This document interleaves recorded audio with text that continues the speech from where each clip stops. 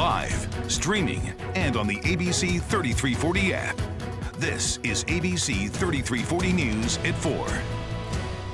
Cooler air moving in Alabama this weekend, just in time for the middle of high school football. And Chief Meteorologist James Spann joins us now from our Friday night rivals game of the week in Piedmont. And James, some showers are possible. Yeah, we've got a really sharp cold front coming in here tonight.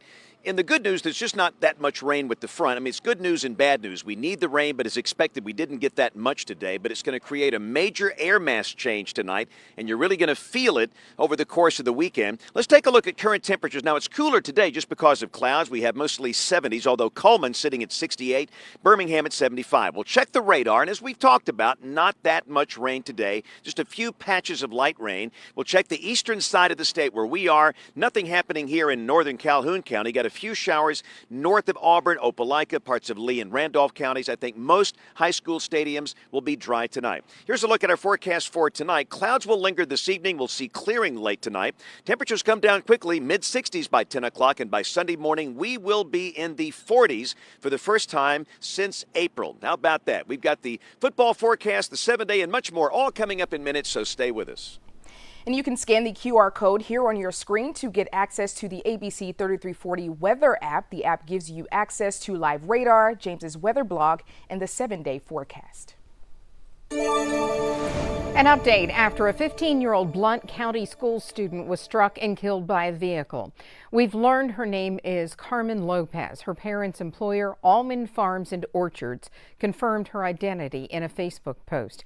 Alabama law enforcement agency says Lopez was struck and killed at a bus stop on Highway 231 Thursday morning.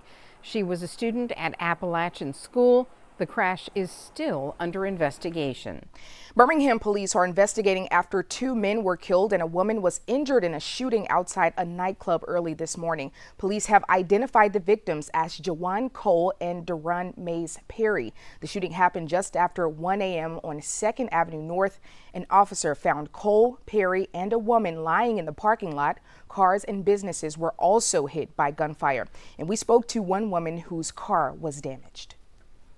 All we do is come out here for a get-together with classmates, and now you have this happen. So it's like, at this point, are we even safe to get together?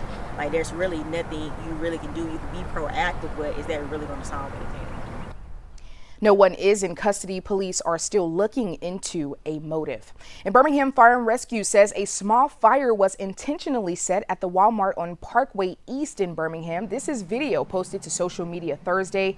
Crews tell us the fire was started in the home department and put out by the sprinklers. The sprinkler system left heavy smoke and water damage. No one was hurt.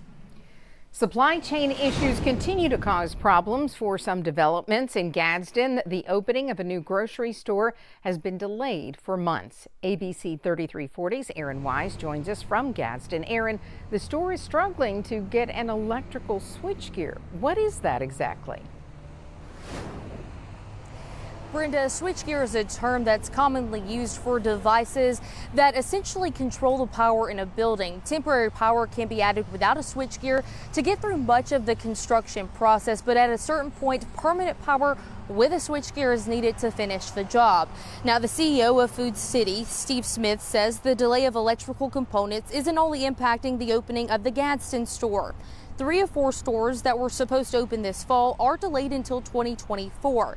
The Gadsden Food City is meant to employ 175 to 200 people. Some people have already been hired.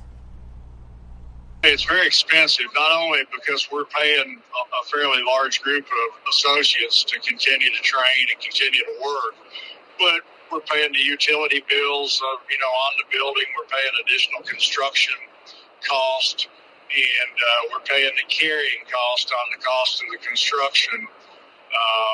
Because we've got a $12 to $15 million investment just sitting there, not being productive and not generating any revenue. Smith tells me they are trying to determine the exact delivery date for that switchgear. He says it could be the early part to the middle part of the first quarter of 2024 before the store is open. Live in Gadsden, Aaron Wise, ABC 3340 News. The Labor Department's new jobs report shows the U.S. added 336,000 jobs in September. And that number is well above economists' expectations and signals a strong jobs market. ABC's Rena Roy reports. President Biden taking a victory lap in Washington following a surprisingly robust jobs report from the Labor Department. It's no accident. It's Bidenomics. We're growing the economy from the middle out, the bottom up, not the top down. 336,000 jobs added in September, well above what economists expected, and above the average monthly gain of 267,000 over the last year. Most of the jobs in government, healthcare, and leisure and hospitality. Our economic plan is bringing supply chains home and investing in industries of the future so we can make things in America again with American workers. Wages were up 0.2% for the month and 4.2% for the year. The unemployment rate held steady at 3.8%. And I guess if you're looking for a silver lining here, not so much for workers, but maybe for the Federal Reserve, is that wages rose, but not as quickly as we expected. This strong report means companies keep hiring despite high interest rates and a number of challenges currently affecting the U.S. economy. We have union workers striking in different industries across the country. We have chaos in Washington. We have higher interest rates. Prices are still not where we need them to be. So we do have elevated inflation, yet we are continuing to see a very strong jobs market. Rena Roy reporting. The latest jobs report will help the Federal Reserve decide whether to raise interest rates as they continue to fight inflation. The United Auto Workers Union says it will not expand strikes against the big three automakers. The pause in strikes comes after GM agreed to bring electric vehicle battery plants into the union's national contract. Representing the 10 battery factories proposed by the big three was one of the union's demands. And thousands of healthcare workers across the country are still on strike.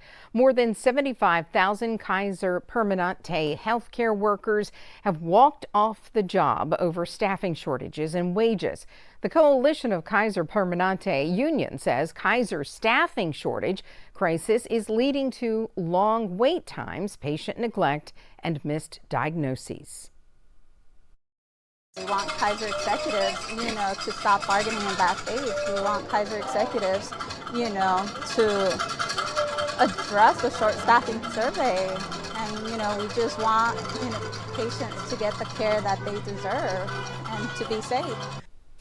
Kaiser says negotiations are ongoing and calls the strike not justified. The strike is expected to end tomorrow morning. The fight over who will be the next Speaker of the House heats up. There are two frontrunners, and a vote is expected next week. Sinclair's chief political correspondent Scott Thuman reports on what's happening on Capitol Hill. It is a tale of two Trumps, one making an endorsement for the next Speaker of the House, the other offering to do the job himself if need be. Trump's pick, Ohio Congressman Jim Jordan. Look, I like the job I got now. I never wanted to do this job, but someone has to, who can bring the team together and can go communicate to the country, and that's why I'm running. Trump posting Jordan is strong on crime, borders, our military, vets, and Second Amendment.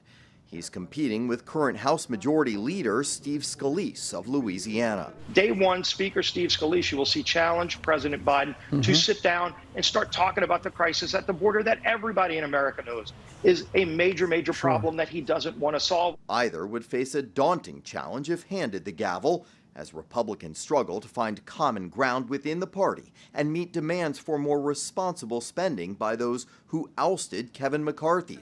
The initiator, Matt Gaetz, spoke to the national desk. Kevin McCarthy built the yellow brick road of working with Democrats. He did so initially on the debt limit deal that abolished the debt limit that allows Joe Biden to accrue as much debt as he wants until January of 2025. Now I think we can really rise from the ashes. But should no one be able to get a majority vote, Trump telling Fox News he is willing to become Speaker, which is allowed even though he's not a member of the House. I will do it if necessary. Should they not be able to make their decision, I would only do it for the party. Oh, this makes things interesting. Yes, it does. Even more interesting. Yeah. But with such a slim margin, remember, Republicans just have a 9-seat advantage in the House. The whole party has to practically unify behind a single candidate. And if not, just look to Kevin McCarthy to see what else can happen. On Capitol Hill, I'm Scott Thuman. Stay with ABC 3340 at 5:30 for World News Tonight for more on this national story and others making headlines. If you've always wanted to get your boating license, we'll tell you how you can get a free training course. That's ahead. And a tasty weekend with the Greek Festival in full swing. We'll tell you all about the celebration of Greek food and culture.